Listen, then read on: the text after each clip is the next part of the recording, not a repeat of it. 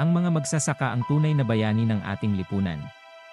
Sa pamamagitan ng kanilang sipag, tiyaga, at pagmamahal sa kalikasan, sila ang nagtataguyod ng ating pagkain at nagbibigay buhay sa ating mga tahanan. Sa bawat umaga, sila'y gumigising ng maaga upang magsaka at magtanim. Hindi sila nawawalan ng pag-asa kahit sa hirap ng trabaho at mga hamon na kanilang kinakaharap.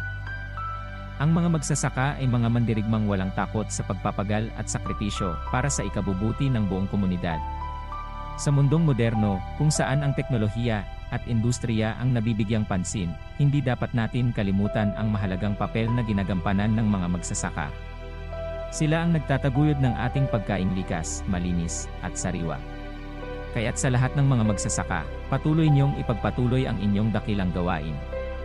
Ang inyong mga kamay ang nagbibigay buhay sa ating mga sakahan. Ang inyong dedikasyon at sakripisyo ay